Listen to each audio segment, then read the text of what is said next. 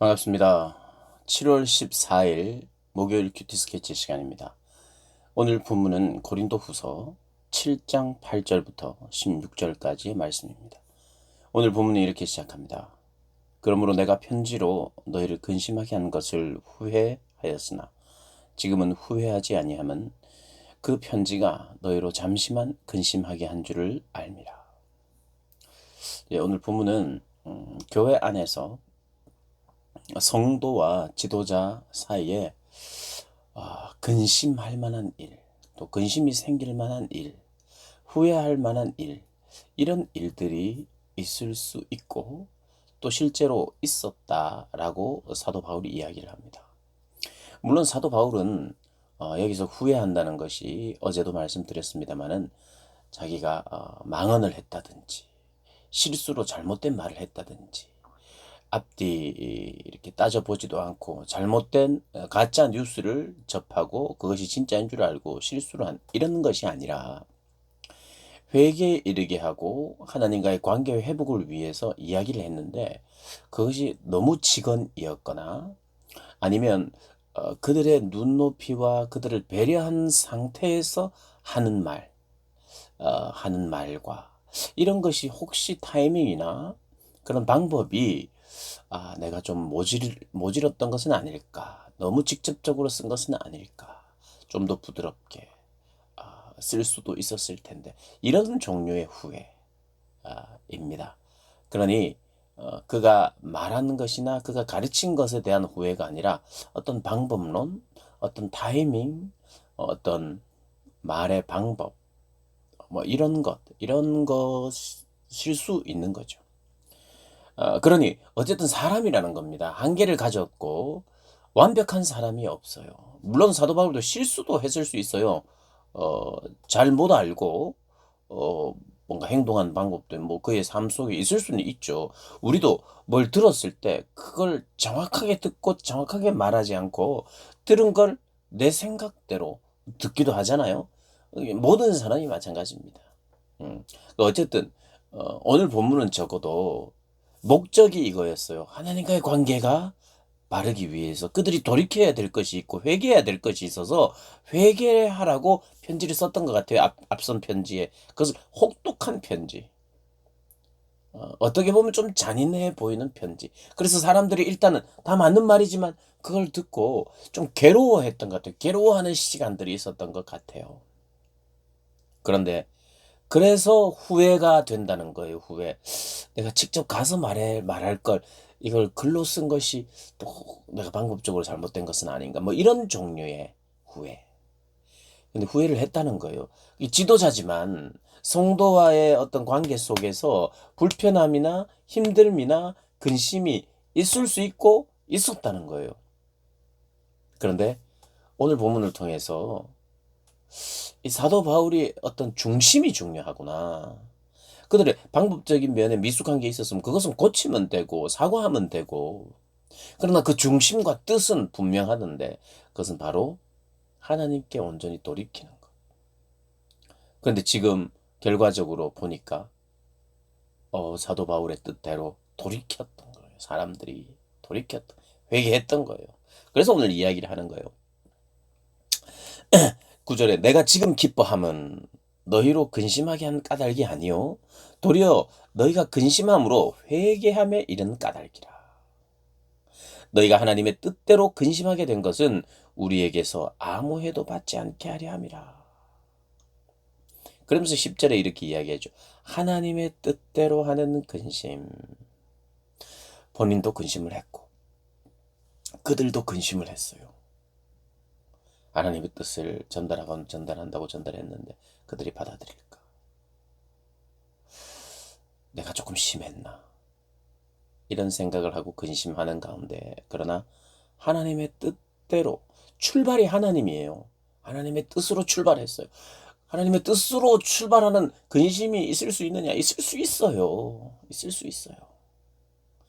하나님을 믿고 신앙생활을 하면 근심이 전혀 없는 것이 아니라 근심과 걱정, 염려들은 다 맡겨야 되는데 오늘 뒤에 나오는 세상 염려와 근심은 다 맡겨야 되고 하나님의 뜻대로 근심을 하는 것은요. 나로 하여금 뭔가 간절하게 만든다 이 말이에요. 오늘 보니까 11절에 얼마나 간절하게 하며 얼마나 변증하게 하며 변증한다. 얼마나 내가 복음을 제대로 파악하고 이해하고 변증할 수 있는 사람이 되기 위해서 내가 그렇게 갈급해지고 얼마나 분하게 하며 얼마나 두렵게 하며 얼마나 사모하게 하며 얼마나 열심 있게 하며 얼마나 벌하게 하였는가. 얼마나 자기를 각성하고자 나를 돌이켰느냐. 하나님의 뜻이 이루어낸 게 이런 것이라는 거예요. 각성하도록 만들고 회개에 이르도록 만들고 구원에 이르도록 만든 것이라는 거예요. 그러니까 그 근심은 후회할 일이 아니라는 거예요. 하나님의 뜻대로 하는 근심은 우리를 유익하게 한다는 거예요. 그러니까 우리는 근심해야 됩니다. 하나님의 뜻대로 하는 근심, 나의 영적인 성장을 위한 근심.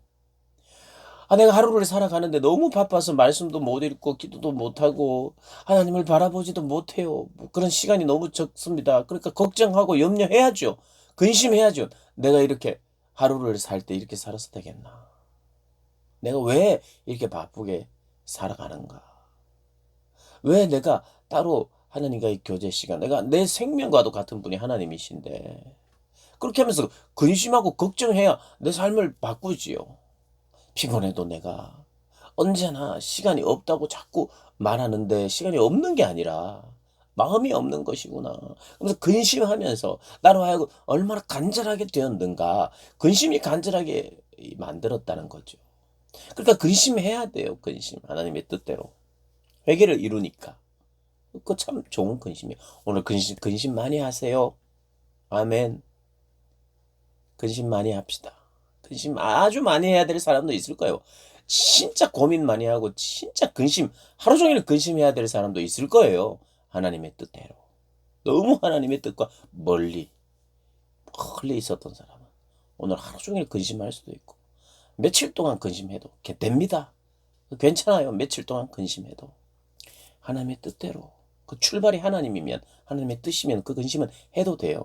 그래서 나로 하여금 더 간절하게 만들고 하나님을 더 사모하게 만들고 내가 더 열심으로 나아가게 만든다면 좋은 근심이에요. 그러나 세상에서 나오는 근심, 세상에서 출발한 근심, 하나님으로 출발하지 않은 근심은 사망에 이른대요. 여러분, 사망은 언제 이 성경에 욕심이 잉태한 즉 죄를 낳고 죄가 장성한 즉 사망을 낳는다.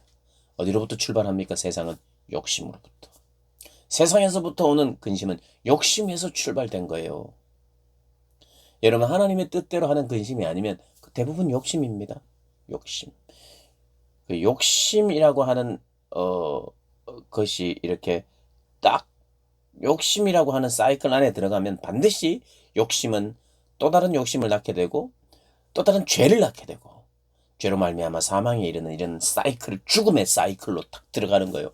뭐가요? 욕심이. 그러니 욕심이 사망을 낳거든요. 욕심을 쉽게 생각해서는 안 됩니다. 빨리 처리해내야 돼요.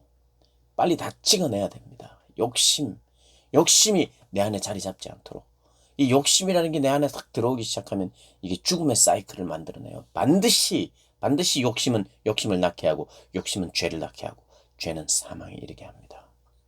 그래서 세상 근심은 사망을 이루는 것이니 그 근심은 나를 죽이는 거예요. 그런데 지금 사도 바울이 이야기하는 거예요. 너희들이 한 근심은 이런 세상 근심이 아니지 않냐. 신앙적 근심, 하나님의 뜻으로 말미암은 근심, 이것이 얼마나 너희로 복되게 하였는가. 그래서 오늘 이겁니다. 오늘 만약에 이걸 설교로 한다면 설교 제목 근심 잘했다. 근심 잘했다. 참 근심해라. 뭐 이런 제목으로 설교할 수 있을 것 같아요. 사랑하는 여러분, 오늘은 근심 좀 합시다. 근심. 하나님의 뜻대로 근심하고 회개하고 돌이키고 그래서 하나님 앞에 내가 더 간절해지는 더 열심히 있는 오늘 어제보다 더 열심히 있는 저와 여러분들 되시기를 주님의 이름으로 축복합니다.